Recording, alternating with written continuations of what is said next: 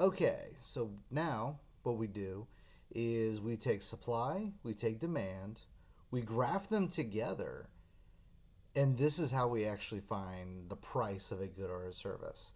So, right here, just like as always, your y axis is your price, your x axis is your quantity, and your demand has a negative slope, a little bit of math termage for you. Your supply has a positive slope. Now, what happens is right here is the sweet spot where the two intersect, where supply intersects with demand. And this is what we call the equilibrium point.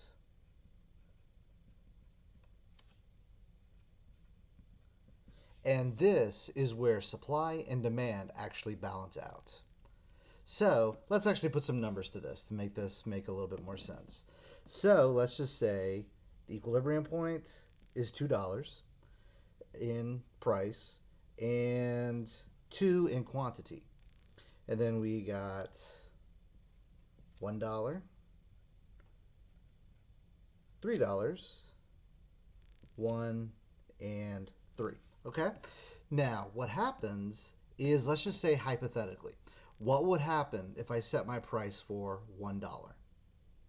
Well, what would happen would be the amount I would have supplied would be 1, and the amount demanded would be 3. So, in essence, what would happen would be if I set my price for whatever good or service at $1, I would have more being demanded than being supplied. So, any point below the equilibrium point, you're going to have what we call a shortage. And then if I were to set it above my equilibrium point, so let's just say hypothetically, I set it for $3. Okay, my supply would be 3. The amount demanded would actually be 1. So then what I would have would be a surplus. Okay, so in essence, a shortage is not enough of a product, and a surplus is too much of a product. Because here's the thing that a lot of people kind of miss when it comes to, again, when we go to the store and we see a price for something, and I've heard people say this, oh, it's not worth that price because XYZ. Okay, maybe it's not worth that much to you, but when you go to the store and you see the price of something, that is actually a result of a lot of people looking at a lot of data and them trying to figure out what is the right price for that based on the amount that is being made and the amount that people want for that product. So what happens is really it's kind of this. There is no such thing as price gouging. There really isn't. Because when people think there's price gouging, there's usually other things that are kind of going along with that. So let's take all this out of the realm of the theoretical and actually apply this to like what actually happens in the world. So, for example, many years ago when I was, I don't know, still in high school or starting college, there was a doll out there. It was the Tickle Me Elmo doll, a stupid little fascist. And what happened was Tickle Me Elmo was a very popular toy. So what had happened was because that doll went from being relatively unknown, I don't even think it was there yet, then it came out, then it was a Christmas gift that everybody wanted to get their kid. What happened was because of the determinant of um, change in preferences, you have an increase in demand. So the demand line shifts. So because of that, the natural equilibrium price, in essence, goes up from there. It starts off here at this lower price. But then, because it's so popular, it drives the price upwards. Because in the end, they want the sweet spot. They don't want a short, people don't want a shortage, people don't want a surplus. Because shortage means I need more resources to apply to that. If I have a surplus, meaning that means in essence I have wasted resources on things that people don't want. So you now have an uptick in the natural value of whatever that good or service is. So then what we can do is we can actually take this and look at this with some other things that's going on. Like, for example, I'm willing to bet you guys have noticed the uptick in the price of oil right now. And I have heard people say this. I've heard people say this on TV. I've heard like local news people say that gas stations were price gouging people. No, that's not really true. That's actually a blatantly economic illiterate position. So think about it. What has happened in recent years, or not even recent years? What's been happening in the recent months and some years as to what's happening? One, we've had a contraction in the supply of oil. So where does this come from? Okay, Exxon Keystone Pipeline that was shut down. Now, expectation wise, how would that impact the price of oil if you see a decrease in the supply of oil, which is an input into the price of gasoline? Well, you're going to see an increase in that cost of the input. That is going to push you to the left, reducing supply, and in turn, raising the price that you will see at the store. So that's just one thing. And then on top of that, where people say, like for example, the U.S. is no longer buying oil from Russia. Okay, there you go. That reduces the number of sellers, technically. And yes, even though it is only 3%, we also factor in the fact that Europe is now being cut off from oil. They're not getting their oil supplies as much, aside from the aside that they now have to buy it in rubles. That's a whole other can of worms.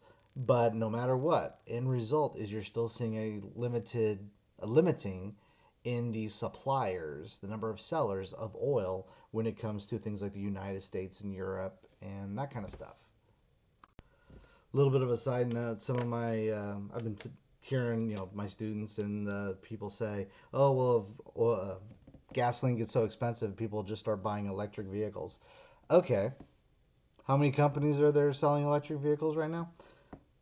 So, but initially, what's going to happen is, yeah, everybody starts trying to move towards electric vehicles, starts buying up electric vehicles, which is an increase in demand.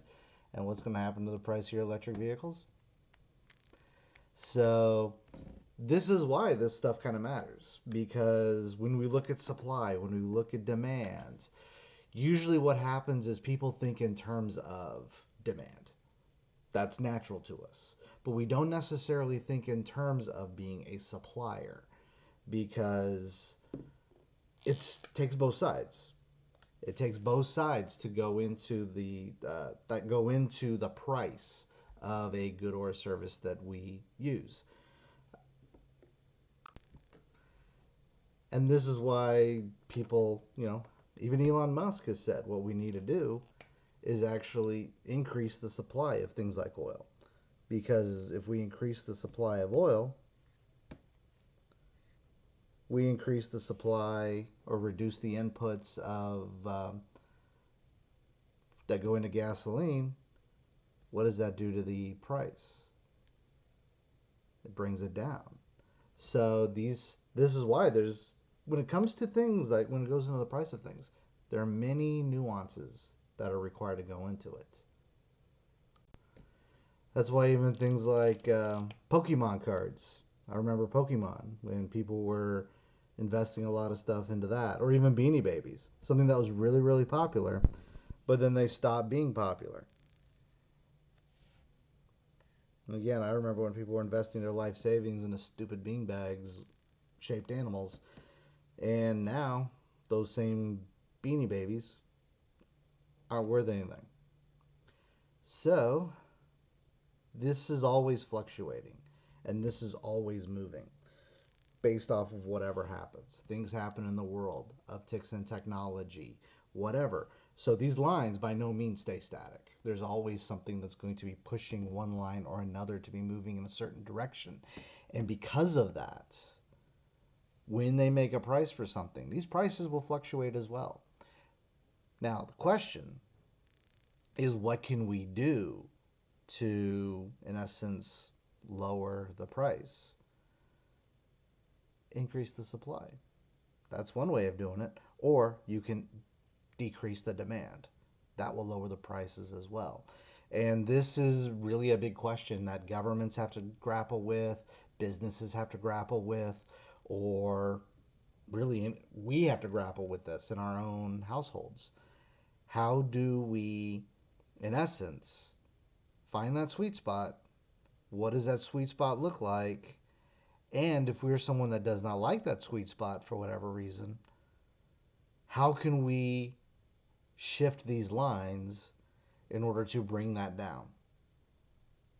Because what happens, and this happens a lot, and this is perhaps one of the biggest mistakes that governments take, is when prices are, say, too high. The rent, supply of medications, those kinds of things. What governments then will begin to institute is what we call a price ceiling. I think I spelled ceiling wrong. But what a price ceiling is, it's in essence a line that forbids this area. You are not allowed to go above this price. All right. So what happens is, say hypothetically, let's just say $1. Your demand is greater than your supply. So then what happens is you end up with those shortages that I talked about at the beginning. Why? Because the government came in and they set a price ceiling. So this is a good example of this. Well, when the coup started, you had the great toilet paper run of 2020. What should have happened was toilet paper should have been able to rise in price. Toilet paper should have been allowed to become more expensive. But because of varying state laws, quote unquote anti-gouging laws, what happened was, because you had a massive surge in the uptick in demand, the grocery stores were not able to raise their prices accordingly. They should have been able to raise their prices. So what happened was you ended up with a shortage. Stores ran out of toilet paper. Every time I live in the greater Houston area, every time there's a hurricane, same thing. People immediately start rushing out, trying to buy up all the bottled water. Anti-gouging laws go into effect, and suddenly all the grocery stores run out of water. This is what happens because you have a law that sets the price below the equilibrium point. You now end up with shortages. And then you have the other end, which is what we call a price floor. And this is where the government, in essence, sets a price above equilibrium. This all becomes unable to get to, and then this creates a surplus. Good example of this, minimum wage. Minimum wage is an example of a price floor. It says that, okay, let's just say hypothetically, let's say $10, $15. Really bad writing on my part. Let's just say $15. So equilibrium price for a worker is $10. Government comes along and says, no, you have to pay them $15 an hour. Now, that don't mean this to sound cruel, but the value of the labor that that person provides is only $10. So now, what happens? Well, you have your demand, you have your supply. Supply is now higher than the demand. You end up with a surplus of workers, meaning you have unemployment. There you go. And this is what happens because government will set in policies in some shape, form, or fashion, usually to address in essence, something that people are complaining about. And they set these policies in, but then there are consequences to those policies. And that's pretty much all I got to say about this. If you have any questions, comments, let me know in the comment section. Um, and aside from that, I will see you next time. I'm out.